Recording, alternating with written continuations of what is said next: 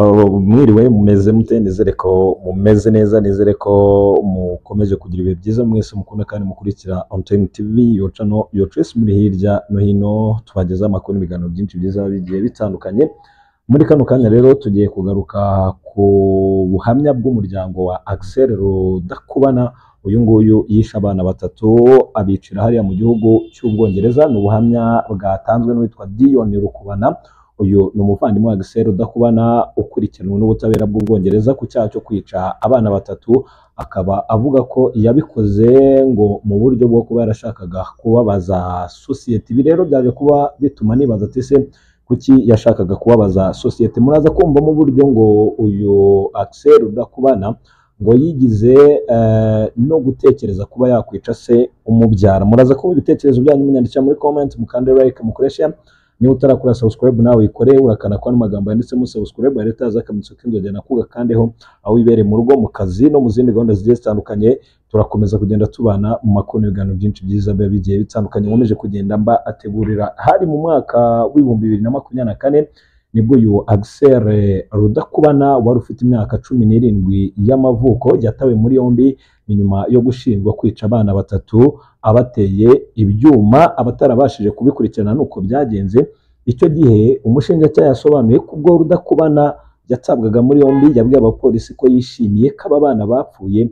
Ati nishimiye ko aba bana bapfuye, biranshimishije, ntacyo bimbwiye, ndumva ntacyo mbayo. Ni amagambo yabwiye umushinjacyaha. Uyu nta wundi ni uwitwa Axel Rudakubana ubwo yari amaze kwica bano bana batatu. Noneho rero muri Mutarama 2025 uyu mwaka yakatiwe gufunga imyaka 52 nyuma yo guhamwa n'icyaha cy'ubwicanyi.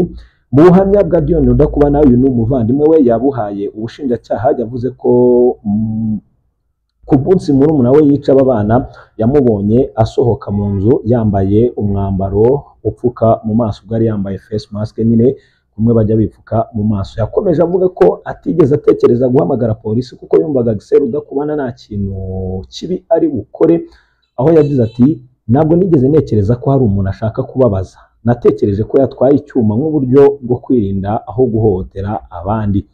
None baramubajije bamubaza impamvu yaba yarahisemo kwica aba bana. Uyu Dion Rudakubana ni umuvandimwe wa Axel Rudakubana. Yaravuze ati aba bana ni abantu b'agaciro muri sosiyete kandi nibo hazaza ha sosiyete. Iki nicyo ntekereza gusa. Dion Rudakubana yavuze ko ku itariki 26 Nyakanga 2024 ubwo yajyaga mu biruhuko kuri kaminuza, se yamubwiye kwitwararika, ngo yaramubwiye ngo witwararike ku muvandimwe wawe Axel, amubwira ko ushobora kugira gute ngo uzitwararike uko ngashobora kugira gute kukwica. Ati yarambwiye ati umuvandimwe wawe ni umuntu uteje ibyago, ashobora kukwica. Impamvu yamaye amakuru ngo ni ukubera ko yansabaga kumwitondera igihe muri ruhande. So Axel Rudakubana, Alphonse Rudakubana, yavuze ko mbere y'uko uyu muhungu akora iki cyaha yari amaze iminsi afite imyitwarire mibi. Avuga ko ari hashize igihe gito amumennye amavuta mu mutwe ndetse amubwiye ko azanamwica. Yagize ati yaraje amagarara imbere akajya ajomba mu gatuza arambwira ati nunirukana muri iyi nzu bishobora gufata icyumweru, ukwezi cyangwa imyaka, nzakwica. Alphonse Rudakubana yavuze ko umuryango we wageze mu Bwongereza nyuma gato ya jenoside yakorewe Abatutsi mu 1994. Avuga ko aya mateka atigeze ayaganiriza umuhungu we kuko yari muto, ariko ko yatunguwe ubwo umunsi umwe yavaga ku ishuri agataha ayavuga. Ati twafashe umwanzuro wo gutegereza abana bakabanza gukura kugira ngo babashe kubyumva neza kandi bibagireho ingaruka nke.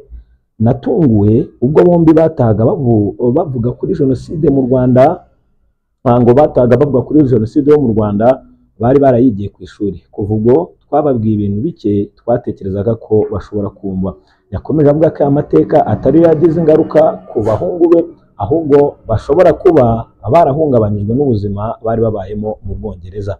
Yagize ati ntekereza ko icyabagizeho ingaruka ari uko twari umuryango muto ufite inshuti ebyiri zonyine zikomoka mu Rwanda. Barabibonaga ko tubayeho mu irungu bagereranyije na bagenzi babo n'inshuti zabo zo ku ishuri. Barabibonaga ko turi mu mahanga nubwo batekerezaga ko ariho bamukiye. Axel Rudakubana afungiye muri gereza ya Barmarsh iherereye i Londres. Afungiye mu gice cyihariye gifungirwamo abarwayi kuko ubuzima bwe bwo mu mutwe bushidikanwaho. Ngaho nguko rero nagira ngo mbaganirize kuri uyu munyarwanda wishe abana batatu hariya mu gihugu cy'Ubwongereza. Ni mu buhamya bw'umuryango wa Axel Rudakubana wishe abana batatu mu Bwongereza. Uyu ni mukuru we Dion Rudakubana waje kuba abitangaza. Ndabashimiye cyane, mukomeze mugire ibihe byiza mukurikira ibiganiro n'amakuru On Time TV, your channel Trace dukomeje kubategurira. Iyi weekend bafite ibintu byinshi byiza, nimujye kure ya On Time TV. Nge ndi Sebastian Warabaska Makabo nk'uko bisanzwe.